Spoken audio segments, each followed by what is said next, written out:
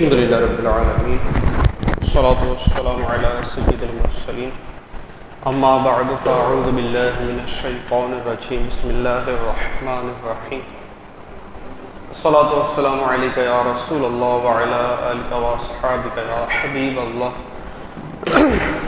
الصلاة والسلام عليك يا نبي الله وعلى آلك وأصحابك يا نور الله.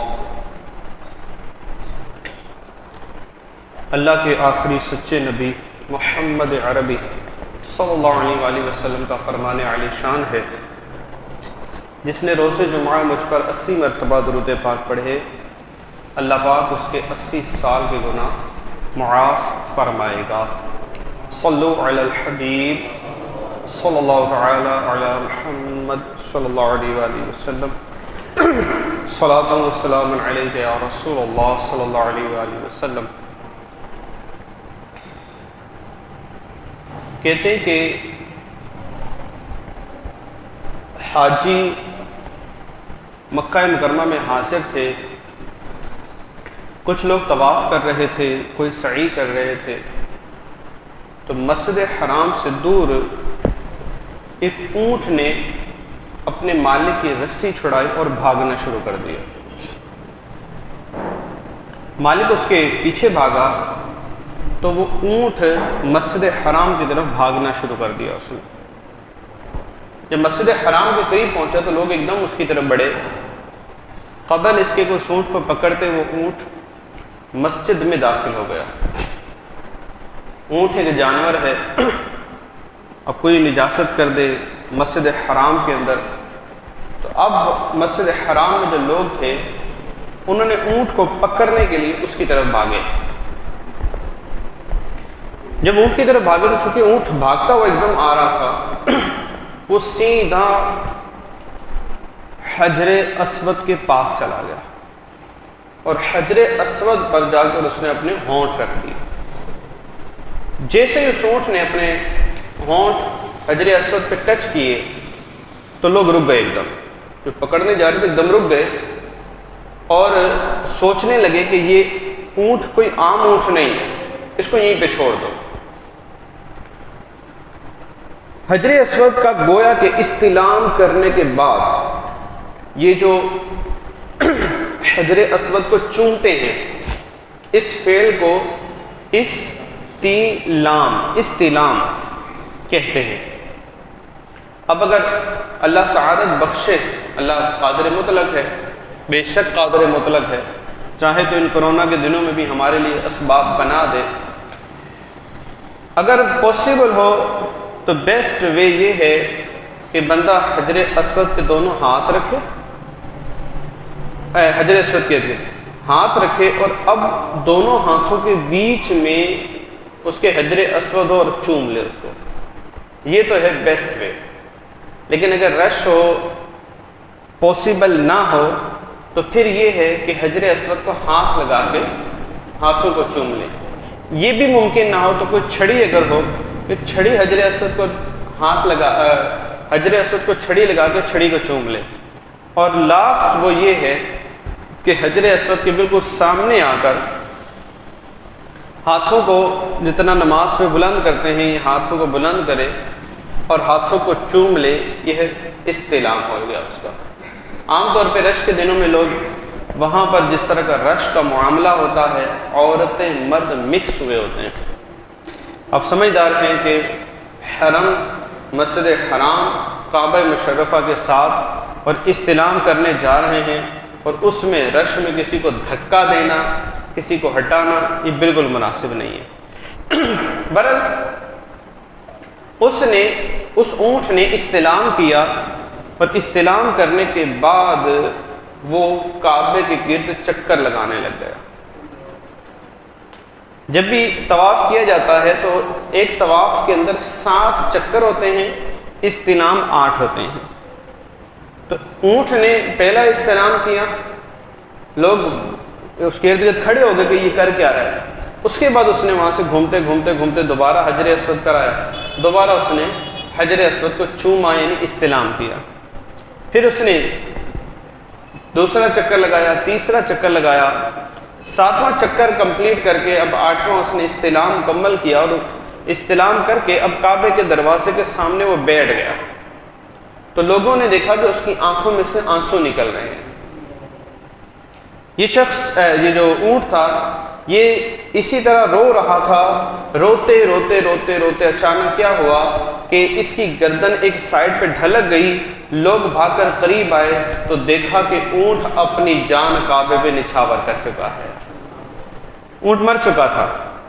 لوگوں نے اس اونٹ کا پھر بڑا تقدس کیا، بڑا احترام کیا اس کا، اور اسے اٹھا کر صفا اور مروہ کے درمیان اس کے لیے کھدائی کی گئی، اور صفا اور مروہ کے درمیان اس کو دفن کر دیا گیا۔ ایک اونٹ عاشق کعبہ تھا، کعبے سے محبت کرنے والا تھا، اس طریقے سے اس نے اپنی جان نچھاور کر دی۔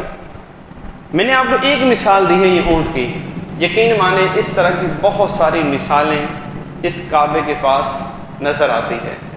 ایک جو ہمیں یعنی کہ اپنا مجھے واقعہ یاد رہ گیا کہ ہم لوگ جب گئے تھے حج پر، تو وہاں پر ایک علاقہ ہے عزیزیہ، اتفاق ہے میں عزیز آباد میں رہتا تھا، تو ادھر وہ عزیزیہ ملا، تو بار بار یہ عزیز آباد بھی یاد آتا تھا کہ عزیز اور عزیز تقریباً معنی دونوں کے سیم، عزیز آباد یعنی عزیز آباد ہونے والا، ٹھیک ہے، اور عزیزیہ عزیز والا، معنی تقریباً سیم ہی ہے دونوں کے۔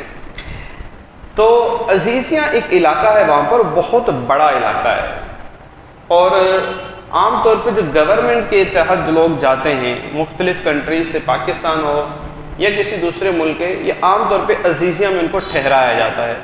تقریباً 6-7 کلومیٹر یہ کعبے سے یعنی کہ دور علاقہ ہے مسجد حرام سے۔ تو وہاں سے پھر بسیں جو ہیں، جب حج کے دن تھے تو یوں سمجھیں کہ وہ بسیں ہمیں ایک جگہ اتارتی تھی، پھر آگے پھر بسیں کھڑی ہوتی تھی، وہ ہمیں پھر مزید قریب لے جاتی تھی، اور جہاں اتارتی تھی وہاں سے بھی تقریباً 1 کلومیٹر جو ہے دور کعبہ ہوتا تھا۔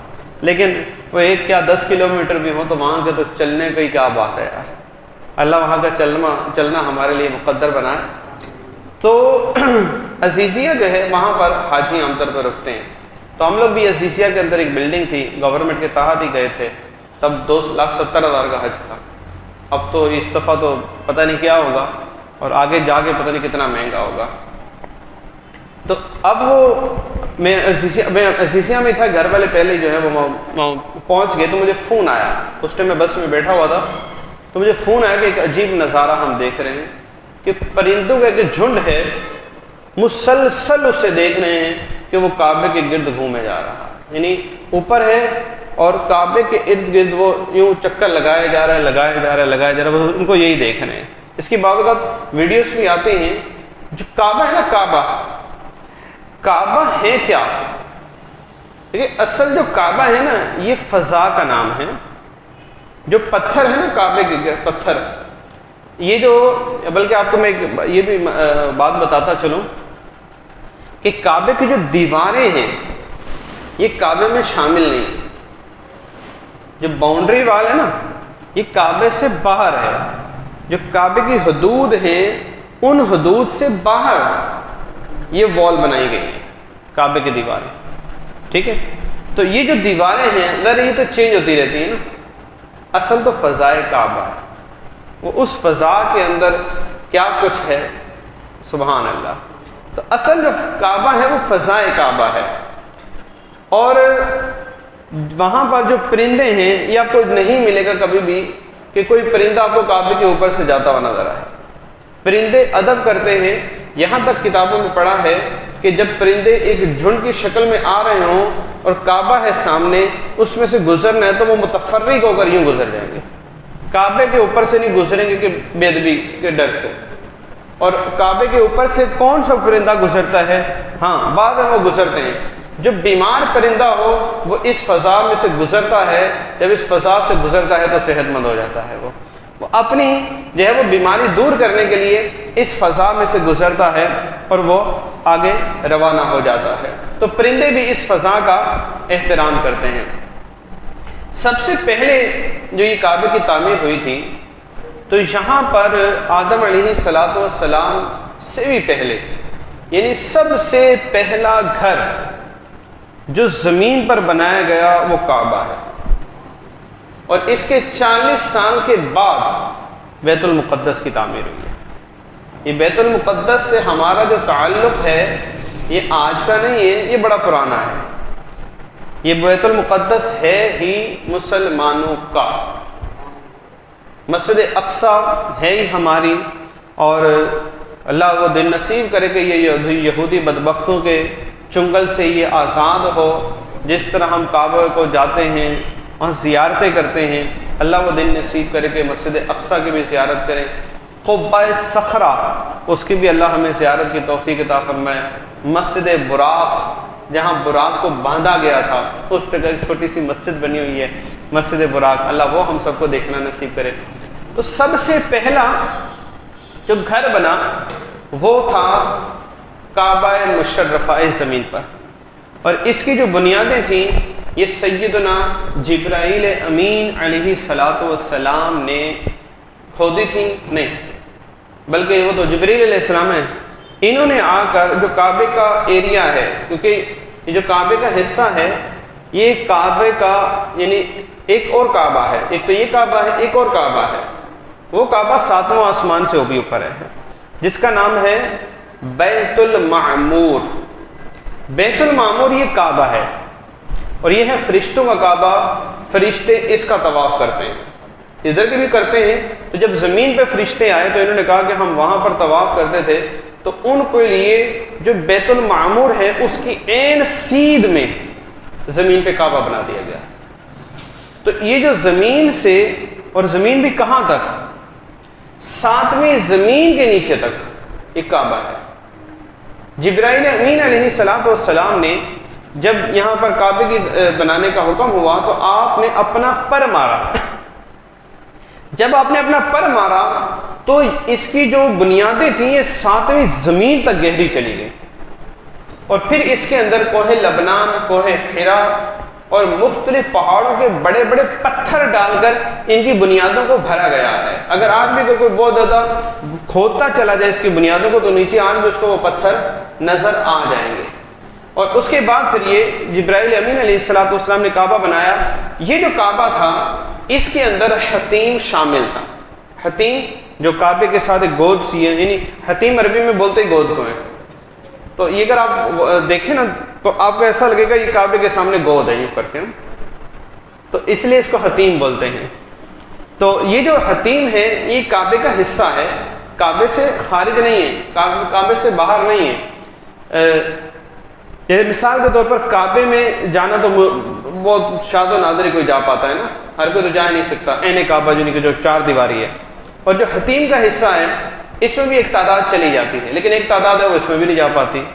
تو بندہ پھر جب حتیم کے پاس سے گزرے نا تو حتیم کی جو دیوار ہے تقریباً میرا خیال ہے اتنی چوڑی تو ہوگی، چوڑی دیوار ہے، تو بندہ اس حتیم کی دیوار سے اندر سے نا اپنا ہاتھ سے بڑھا کر یہ چوم لے کہ کعبے کے اندر نہیں جا پا رہے، حتیم کے اندر نہیں جا پا رہے، چلو ہمارا ہاتھ تو اندر چلا گیا نا، اور اسی کو بندہ چوم لے بھلے۔ تو یہ جو حتیم تھا یہ کعبے کا حصہ ہے، کعبے سے باہر نہیں ہے۔ اور پھر وہ قریش نے اس کو جو ہے وہ جو بھی ان کے پاس اتنا حلال کا مال نہیں تھا کہ اس کی تعمیر کر دیتے تو یہ چھوٹی دیوار ساتھ بنا دی تھی۔ تو یہ حتیم جو ہے یہ کعبے کا حصہ ہے۔ تو جبریل امین علیہ السلام نے جو کعبہ بنایا تھا اس میں یہ شامل تھا، گویا سب سے پہلے یہ فرشتوں نے کعبے کی تعمیر کی تھی۔ اس کے بعد جس وقت طوفان نوح آیا تو طوفان نوح میں یہ زمین ساری کی ساری پانی میں ڈوب گئی تھی، زمین کا 1 انچ حصہ بھی خشکی کا نہیں بچا تھا، اور اس وقت تک سبنے کی ساری بلڈنگیں سب فنا ہو گئی تھیں، تباہ ہو گئی تھیں، سوائے احرام مصر کے۔ احرام مصر یہ آدم علیہ السلام سے بھی پہلے کے بنے ہوئے ہیں۔ اس کے گیٹ پر، احرام مصر کے گیٹ پر اس کی جو ہے وہ تاریخ لکھی ہوئی ہے اس حساب سے، یعنی کہ یہ جنات کے بنائے ہوئے ہیں۔ احرام مصر جو ہیں یہ جنات کے بنائے ہوئے ہیں، اور عقل دنگ رہ جاتی ہے، عقل حیران ہو جاتی ہے کہ کس انداز سے انہوں نے بنائے تھے۔ بہت بڑے بڑے پتھروں کو جس سیٹنگ سے انہوں نے بنایا ہوا ہے خدا کی قدرت ہے۔ تو یہ احرام مصر جو ہے یہ تینوں اس وقت بھی باقی رہ گئے تھے، اور جو کعبے والا حصہ ہے تو چونکہ طوفان یہاں بھی آیا تھا تو یہاں پر یہ جو کعبہ تھا یہ اٹھا لیا گیا تھا، چوتھے آسمان پر اس کعبے کو اٹھا لیا گیا تھا، یعنی جو اس کی بلڈنگ تھی، اور طوفان یہاں بھی آیا تھا۔ پھر جب طوفان ختم ہوا تو کعبے کا جو عین کعبے کا حصہ تھا اس حصے میں ایک ریت کا ٹیلا سا جو ہے وہ بنا ہوا رہ گیا تھا۔ اس کے بعد جب وقت گزرتا گیا یہاں تک کہ سیدنا ابراہیم علیہ السلام نے اللہ کے حکم سے اپنی جو زوجہ تھی حضرت حاجرہ اور اپنے شہزادے سیدنا اسماعیل علیہ السلام کو لے کر اس مقام پر آئے۔ اب اللہ کی قدرت ہے، جب اس مقام پر آئے تو ابراہیم علیہ السلام نے ان دونوں کو یہاں پر چھوڑا اور واپس جانے لگے۔ ایک مشکی سا پانی کا تھا اور ایک جو ہے وہ تھیلا کھجوروں کا تھا، اس کے علاوہ کچھ بھی نہیں تھا۔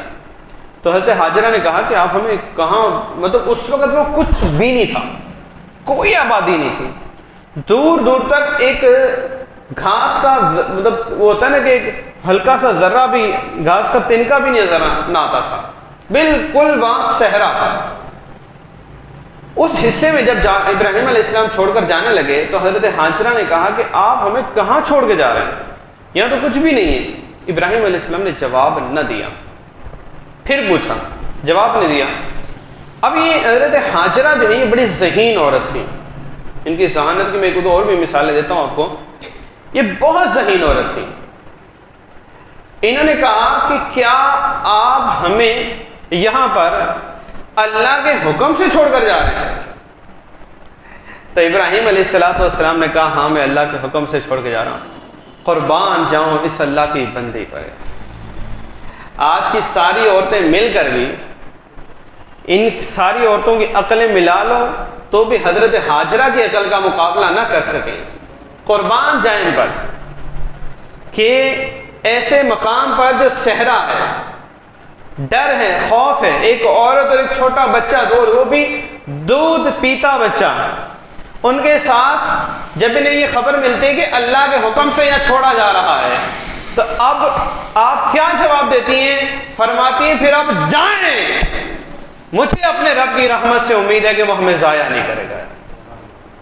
یہ ہے توکل علی اللہ، اللہ پر کامل اعتقاد کہ جو رب نے فرما دیا وہ بھلا ہی بھلا ہے۔ عورت کے پردے کا حکم دیا ہے، عورت کی عقل مندی اسی میں ہے کہ اس کی عقل میں پردہ آ جائے۔ اگر اس کی عقل میں پردہ نہیں آتا تو اٹس مین کہ اس کی عقل پر پردہ پڑ گیا ہے، اگر عقل میں پردہ آ جاتا تو عقل پر نہ پڑتا۔ بلکہ وہ اکبر الہ آبادی کے کچھ شعر ہیں، بڑے یعنی کہ زبردست اشعار ہیں اس شخص کے، یار بڑے زبردست اشعار ہیں۔ تو اس میں وہ اس طرف بھی اشارہ کرتے ہیں کہ یہ جو عورتیں ہیں بے پردگی آ گئی ہے، تو کہتے ہیں کہ پوچھا جو پردہ تمہارا کیا ہوا، کہنے لگی وہ عقل پہ مردوں کی پڑ گیا۔ جب مرد پردے کا منع کرتا ہے، بے پردہ کل جو نظر آئیں چند بیویاں، اکبر غیرت قومی سے گڑ گیا، پوچھا جو تمہارا پردہ وہ کیا ہوا، کہنے لگی وہ عقل پہ مردوں کی پڑ گیا۔ بڑا اچھا اس کے اندر انہوں نے وہ ایک نقشہ کھینچا ہے ہمارے معاشرے کا کہ ہمارا حال کیا رہ گیا ہے، زندگی کا مقصد کیا رہ گیا ہے۔ تو اس میں کہتے ہیں کہ بچپن سے بڑے ہوئے، بی اے کیا، ایم اے کیا، آج کے دور میں جو ہے نا وہ انجینئرنگ کر لی، یہ کر لیا، وہ کر لیا، نوکری کی، بوڑھے ہوئے، مر گئے، ختم ہو گئے۔ اب یہی رہ گیا نا، اور کیا رہ گیا ہمارا زندگی کا مقصد؟ کہ زندگی کا مقصد یہ رہ گیا ہے کہ آؤ کھاؤ پیو مر جاؤ، دیٹس آل، پھر ختم ہے، اور کوئی کام ہی نہیں ہے ہمارا، ہم انسان ہیں۔ تو بہرحال حضرت سیدتنا حاجرہ رضی اللہ تعالیٰ کی کو قربان کہ بظاہر ان کو ایک ویرانے میں چھوڑا جا رہا ہے، بظاہر کیا بلکہ حقیقت میں، اور وہاں پر بھی اللہ کی طرف سے یہ آتا ہے کہ اللہ کے حکم سے ہے، لبیک اللہم لبیک۔ حج کے اندر جو یہ ایک بڑا مبارک کلمہ ہے، یہ اس کی صدا جب گونجتی ہے نا، جب یہ کلمہ زبان سے ادا ہوتا ہے، کانوں میں جاتا ہے، خدا کی قسم رس گھولتا ہوا کانوں میں جاتا ہے اور سینے میں جا کے ٹھنڈ ڈال دیتا ہے اور ایک کیفیت چینج کر دیتا ہے. یعنی یہ بچپن سے میں دیکھتا جا رہا ہوں، تقریباً یہ ہماری یہ حالت ہے کہ جب بھی یہ لبیک اللہم لبیک، یہ جب یہ پڑھا جاتا ہے نا تلبیہ، ایک دل کی کیفیت بدل جاتی ہے. ایسا احساس ہونے لگتا ہے کہ شاید اب رب کرم فرمائے گا انشاءاللہ ہم بھی یہ کلمہ احرام کی حالت میں کہہ رہے ہوں. یعنی یہ تقریباً کی کہ مسلمانوں کی کیفیت ہوتی ہے کہ جب بھی یہ لبیک کا پڑھتے ہیں نا، ایک دل میں عجیب سا سرور سا آتا ہے، ایک کیف سا طاری ہو جاتا ہے. تو اب یہ حج کے سفر میں جو ہے نا، یہ اس کی وجہ یہ ہے کہ وہاں پر بالخصوص ابراہیم علیہ السلام، حضرت ہاجرہ، حضرت اسماعیل علیہ السلام کے جو واقعات ہیں، یہ قدم قدم پر اس بات کا پتہ دیتے ہیں کہ ہم تو یہ زبان سے بول رہے ہیں، ان لوگوں نے پریکٹیکلی ان پر جو بھی حکم آیا، آزمائش آئی، انہوں نے ہر موقع پر یہی کہا لبیک اللہم لبیک لبیک لا شریک لک لبیک ان الحمد والنعمت لک والملک لا شریک لک. یعنی اس کلمے کا پریکٹیکل یہ انہوں نے وہاں کیا تھا، اور اب اس کلمے کو زبان پر دہراتے ہوئے مسلمان پوری دنیا سے وہاں جا رہے تھے. اب صحرا کے اندر جب چھوڑ دیا گیا اور ایک عورت ہے اور ایک دودھ پیتا بچہ اور کوئی بھی نہیں ہے، رب کا حکم ہے یہ رکنا ہے، تو جواب کیا دیا؟ لبیک اللہم لبیک، حاضر مولا حاضر ہے، اگر یہ تیرا فرمان ہے حاضر ہے. اب وہاں رک جاتے ہیں. ابراہیم علیہ السلام واپس چلے گئے. پہلا دن گزر گیا. اب کھجوریں جو تھیں اور کچھ پانی تھا غیر وہ استعمال ہو رہا ہے، اور اسماعیل علیہ السلام جو ہے وہ ماں کا دودھ پی رہے ہیں. دن گزرتے گئے یہاں تک کہ یہ ختم ہو گیا. نہ پانی بچا نہ کھجوریں بچی، ختم ہو گیا. ختم ہونے کے بعد اب وقت گزرتا جا رہا ہے. آہستہ آہستہ حضرت ہاجرہ کو بھوک لگ رہی ہے، یہاں تک کہ سینے میں دودھ بھی ختم ہو گیا ہے. بچہ بھوک سے بلک رہا ہے. ماں ہوتی ہے، اپنی تکلیف برداشت کر لے گی، بچے کی برداشت نہیں ہوتی ہے. اب جب دیکھا کہ اسماعیل بہت زیادہ رو رہے ہیں، چلا رہے ہیں، تڑپ رہے ہیں، اپنے بیٹے کو کعبے کے پاس رکھا. کعبہ مشرفہ کے پاس، اگر آپ کعبے کا دروازہ جس جگہ ہے اس کے سامنے، پہلے تو یہاں پر اندر جانے کا راستہ تھا اور جا کے زمزم کا کنواں دیکھ بھی لیتے تھے. اب وہ بند ہو چکا ہے، لیکن کہتے ہیں کہ وہ چونکہ نیچے زمزم کنواں ہے تو وہ جگہ کچھ زیادہ ٹھنڈی ہوتی ہے. تو بہرحال اس کے بالکل سامنے جو ہے وہ اس کے نیچے یہ زمزم کا کنواں ہے. تو اسی جگہ اسماعیل علیہ السلام لیٹے ہوئے ہوں گے اس وقت اور رو رہے ہوں گے. حضرت ہاجرہ نے آپ کو یہاں ڈالا اور تھوڑا بالکل تھوڑا نہیں ہے، لیکن بہرحال وہاں سے جو صفا پہاڑی قریب ترین پہاڑی تھی، تو آپ نے سوچا کہ میں وہاں پہاڑی کے اوپر کھڑی ہو کے دور دور تک دیکھوں گا، مجھے کوئی نظر آ جائے. چنانچہ آپ وہاں پر گئی، پہاڑی کے اوپر جا کے کھڑی ہوئی. اب ادھر سے یہ رو رہے ہیں اسماعیل علیہ السلام، یہ رو رہے ہیں. آپ جو ہے وہ آپ نے پہاڑی کے اوپر چڑھ کے دیکھا کوئی نظر نہ آئے. پھر اس سے دور ہے مروہ نا، مروہ صفا مروہ بولنے میں بہت قریب ہے لیکن جب چلتے ہیں تو پھر پتہ چلتا ہے کہ یہ کہاں اور وہ کہاں ہے. اللہ ہم سب کو یہ تجربہ عطا فرمائے. وہ اب سیدہ ہاجرہ رضی اللہ تعالیٰ عنہ اب یہ صفا پہاڑی سے اتری اور آپ کو اسماعیل نظر آ رہے ہیں.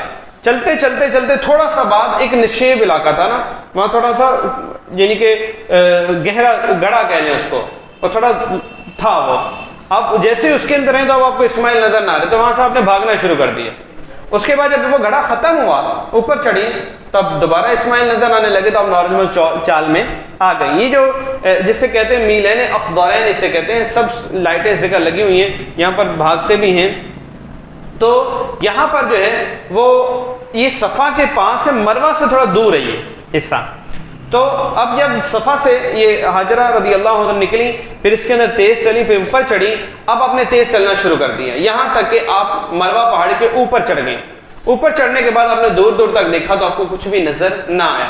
پھر اب دوبارہ واپس صفا کی طرف آئیں اور وہیں جب جو گہرائی والی جگہ تھی اس جگہ پر آئیں تو وہاں پر اس کو بھاگ کر کراس کیا کہ اس میں اسماعیل علیہ السلام نظر نہیں آ رہے تھے. دوبارہ صفا پر چڑھی تو صفا سے مروہ، مروہ سے صفا، یہ 2 چکر ہو گئے، پھر صفا سے مروہ، مروہ سے صفا 4 چکر ہو گئے، پھر صفا سے مروہ، مروہ سے صفا، یہ 6 چکر ہو گئے۔ 7واں چکر آپ نے صفا سے مروہ تک لگایا، جب مروہ پہاڑی پر آپ ادھر ادھر دیکھ رہی تھی تو آپ کو ایک دم زوردار آواز آئی جس سے آپ گھبرا گئیں۔ جب آپ مروہ پہاڑی پر آخری چکر میں وہاں پہنچی تھی تو جس جگہ سیدنا اسماعیل علیہ السلام روتے ہوئے اپنے بچہ جب روتے تھے پاؤں مارتے ہیں تو جس جگہ آپ کی ایڑی لگ رہی تھی این اسی جگہ پر سیدنا جبرائیل امین علیہ السلام نے آ کر اپنا پر مارا اور وہاں سے پانی کا چشمہ جو ہے وہ ابل پڑا، پانی جو ہے وہ آنا شروع ہو گیا۔ آپ نے جب یہ ادھر حضرت ہاجرہ نے جب یہ آواز سنی تو بھاگتی ہوئی وہاں سے آئیں اور آ کر عجیب منظر دیکھا کہ جہاں پر اسماعیل علیہ السلام کی ایڑی لگ رہی ہے وہاں سے پانی کا چشمہ جو ہے وہ چل رہا ہے۔ آپ نے فوراً وہاں پر ایک حوضی سی بنا دی اور اسے کہنے لگی زمزم زمزم زمزم، ارے قربان جاؤں یہ زمزم پانی پر کہ بڑا پکا سنی ہے یہ بھی کہ اللہ والوں کی بات مانتا ہے، یعنی بے جان جو ہے بظاہر ہے لیکن اللہ والوں کا بڑا ادب کرنے والا ہے۔ یہ پانی پھر وہیں پر رک گیا۔ میرے آقا صلی اللہ علیہ وسلم فرماتے ہیں اللہ رحم کرے حضرت ہاجرہ پر، اگر یہ اسے زمزم نہ کہتی، رک جا نہ کہتی تو یہاں پر ایک بہت بڑی نہر ہوتی زمزم کی۔ بہرحال اس کے بعد حضرت ہاجرہ آئیں، آپ نے خود بھی پانی پیا اور اپنے شہزادے سیدنا اسماعیل علیہ السلام کو بھی پانی پلایا۔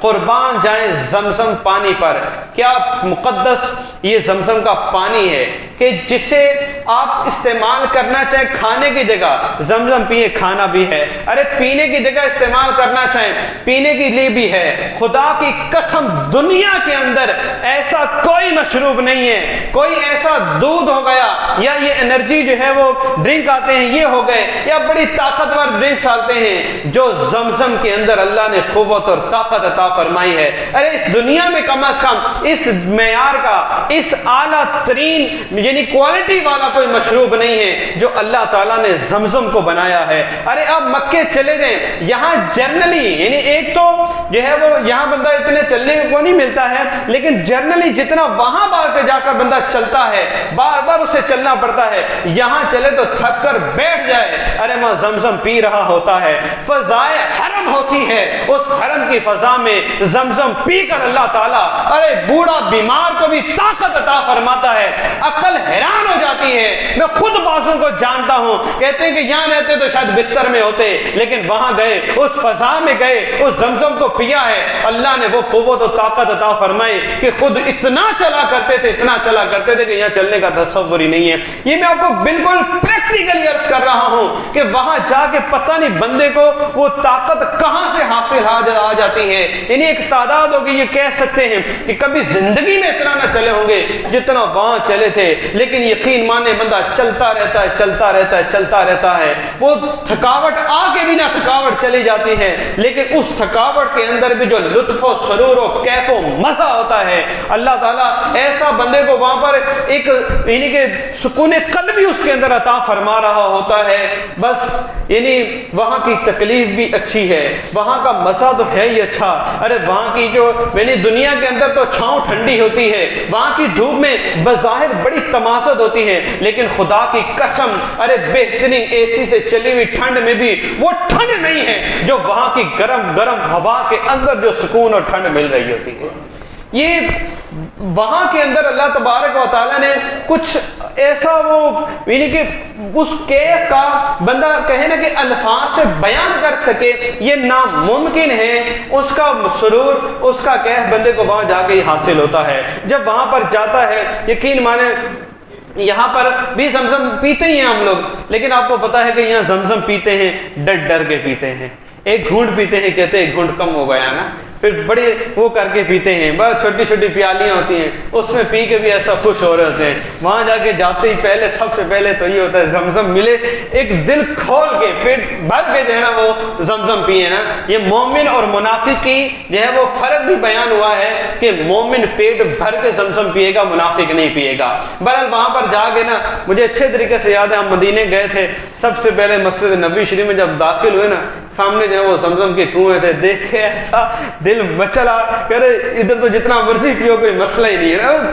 آپ اندازہ ہے آپ لوگوں کو بھی کہ یہاں پر بندہ بڑا ڈر ڈر کے پیتا ہے, وہاں تو جتنا مرضی پیے. الحمدللہ کھڑے ہو کر جو ہے وہ وہاں پر زمزم بھر کر جو ہے نا پیالے وہ تھے ان کا الحمدللہ خوب پیا وہ. تو بہرحال حضرت حاجرہ رضی اللہ تعالیٰ عنہ کو یہ زمزم مل گیا. امام اہل سنت سیدی اعلیٰ حضرت رحمۃ اللہ علیہ نے بھی اس زمزم کے حوالے سے فرماتے ہیں کہ اللہ تعالیٰ نے اس میں وہ جو ہے وہ خاصیات رکھی ہیں. آپ خود فرماتے ہیں کہ میں پانی نہیں پی سکتا, سخت گرمی کے اندر میں بہت ہی کم پانی پیتا ہوں, تھوڑا سا بھی زیادہ پیوں تو مجھے نزلہ ہو جاتا ہے. سخت گرمی کے اندر بھی میں کلیاں پانی کی کرتا تھا, زیادہ پانی نہیں پی سکتا تھا. فرماتے ہیں جب میں مکے گیا, وہاں مدینے گیا تو الحمدللہ وہاں پر زمزم ہی پیا اور کوئی پانی نہیں پیا. اتنا پیا کہ رات کو بھی پیا, دن میں بھی پیا, ہر نماز کے بعد بھی پیا. الحمدللہ اس زمزم سے نزلہ تو کیا ہونا تھا, اللہ نے بیماریاں ہی دور فرمائی ہیں. یعنی زمزم کے اندر یہ ہے کہ یہ دنیا کا کوئی مشروب بھی زمزم کا مقابلہ نہیں کر سکتا. ارے اس عرب کے اندر جہاں پر پانی مہنگا ہے, پیٹرول سستا ہے پانی کے مقابلے میں, اور واقعی ایسا ہے, یہ جا کے مجھے پریکٹیکل ہوا تھا کہ وہاں پیٹرول سستا ہے, پانی مہنگا ہے, لیکن اس جگہ سے اللہ تبارک و تعالی, آپ سوچے تو صحیح کہ 20-25 لاکھ حاجی ہیں. ہر حاجی 5 لیٹر والی بوتل تو لازمی لاتا ہے. آپ 25 کو 5 سے ضرب دیں تو 1,25,000 ہو گئے.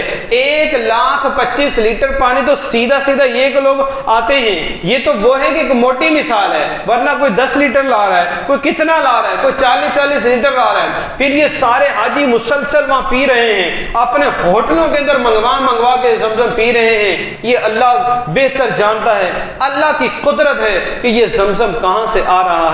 ارے یہ کہاں سے آ رہا ہے, یہ وہ زمزم ہے میرے آقا نے جس کے بارے میں فرمایا, یہ وہ زمزم ہے کہ جسے جس مراد کے لیے پیا جائے, یہ زمزم اس مراد کو پورا کرنے والا ہے. یہ زمزم اس لیے ہے جس لیے پیے کوئی اس کو, اسی زمزم میں جنت ہے, اسی زمزم میں کوثر ہے. ارے یہ وہ زمزم ہے جسے میرے آقا علیہ الصلوۃ والسلام نے بھی پیا ہے.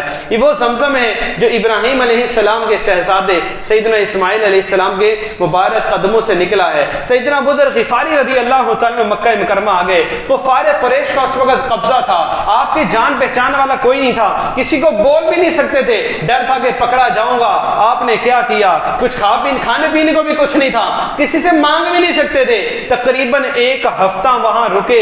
1 ہفتے تک فرماتے ہیں صرف اور صرف آب زمزم پیتا رہا. رزلٹ یہ نکلا کہ جس طرح ایکسرسائز کرنے والوں کی باڈی بن جاتی ہے, میں نے محسوس کیا کہ میرا جسم پہلوانوں کی طرح ہو گیا ہے. یعنی موٹا نہیں ہو گیا بلکہ وہ بلٹیں میرے پیٹ کی بن گئی ہیں, میرے بازو کی جو ہے نا وہ جو جس طرح ایکسرسائز کرنے والے ہیں ویسے ہو گئے ہیں. 1 ہفتے تک انہوں نے صرف زمزم پیا تھا.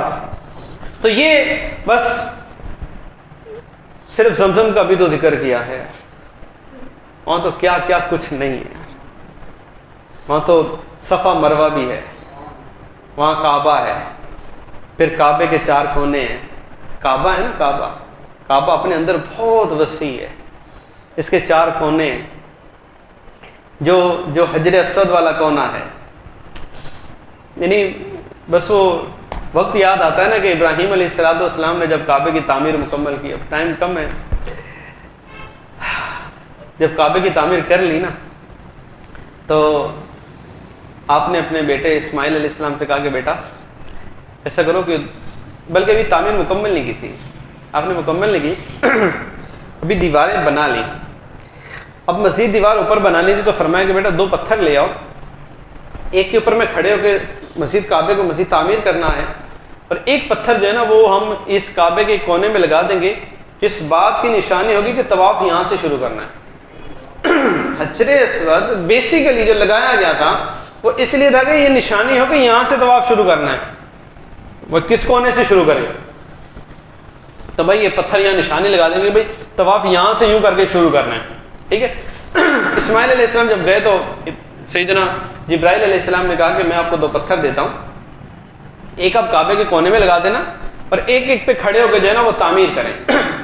تو یہ جو ہے وہ جبل ابو قبیس کے نیچے جو ہے حفاظت سے چھپا دیے گئے تھے. آدم علیہ السلام کے ساتھ جنت سے آئے تھے, اور یہ دونوں جنتی یاقوت ہیں. ان کی روشنی کہاں تک ہے؟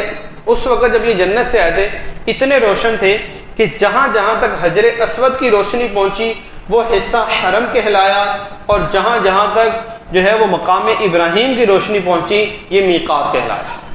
یہ دونوں بہت روشن تھے.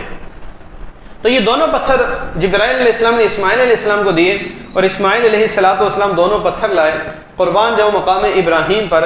ابراہیم علیہ السلام جب اس پتھر پر کھڑے ہوئے، ایسا عاشق رسول پتھر تھا، ایسا پکا سنی پتھر تھا یہ کہ جیسے ابراہیم علیہ السلام نے اس پہ پاؤں رکھیں تو آپ نے فوم کو دیکھا ہوگا، گدا دیکھا ہوگا، بڑا نرم ہوتا ہے. جب آپ اس پہ پاؤں رکھیں تو پاؤں تھوڑے سے نیچے چلے جاتے ہیں. یہ بالکل نرم ہو گیا پتھر کہ ابراہیم علیہ السلام کے پاؤں جو ہے وہ اسے سکون ملے، انہیں راحت ملے، یہاں تک کہ دونوں پاؤں اس پتھر کے اندر چلے گئے. ابراہیم علیہ السلام نے جب اس پہ کعبہ کھڑے ہو کے تعمیر کیا تو جتنا آپ چاہتے کہ اوپر ہو جائیں تو یہ خود بخود پتھر بڑا ہو جایا کرتا تھا. گویا آٹو سسٹم اس کے اندر تھا کہ جتنا آپ چاہتے پتھر اوپر چلا جاتا، پھر نیچے سے آپ نے پتھر اور لگانے ہیں تو نیچے ہو جاتا، یہاں تک کہ آپ نے کعبے کی تعمیر کر لی. اس کے بعد آپ یہ دیکھیں کہ کم و بیش 4000 سال سے زیادہ کا وقت گزر چکا ہے. ابراہیم علیہ السلام کے وہ پاؤں کے نشان جو ہیں وہ آج بھی اس کے اندر باقی ہیں. یعنی اتنے عرصے کے اندر پتھر پر کتنے ایسا نشان ہو، پتھر پر اس پر بارشیں بھی آئی ہیں، طوفان بھی آئے ہیں، بڑے بڑے جو نا پورا پانی کے اندر ڈوب جاتا تھا، لیکن یہ ابراہیم علیہ السلام کے نشانوں کو اپنے دل کے اندر لیے ہوئے بیٹھا ہے. اور دوسرا حجر اسود تھا جسے ابراہیم علیہ السلام نے کونے پر لگا دیا. پہلے سفید تھا، گناہوں کو چوس چوس کر جو ہے وہ سیاہ ہو چکا ہے. اللہ ہم سب کو یہ سعادت عطا فرمائے کہ اس حجر اسود کا استلام بھی کریں اور مقام ابراہیم کی زیارت بھی کریں. آمین.